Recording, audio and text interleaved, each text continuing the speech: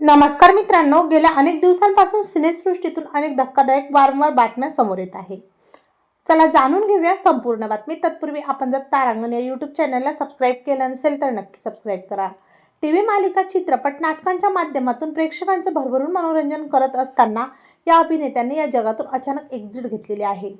प्रसिद्ध अभिनेता दिग्दर्शक लोकेश राजेंद्रने आत्महत्या केलेली आहे. वयाच्या अवघ्या 34व्या वर्षी त्यांनी टोकाचं पाऊल उचलल्याने सर्वत्र हळहळ व्यक्त केली जात आहे. लोकेश यांनी मर्मदेशम या मालिकेतून बालकलाकार म्हणून आपल्या अभिनय करिअरची सुरुवात केली.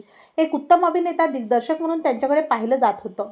या वृत्तामुळे सिनेसृष्टीला मोठा धक्का बसला आहे. अभिनेता लोकेश राजनाथन जवळपास 150हून अधिक मालिकांत काम केले असून त्यांनी विजयकांत प्रभू यासह अनेक कलाकारांसोबत स्क्रीन शेअर केलेले आहे. तसेच 15 चित्रपटातही त्यांनी काम केले आहे.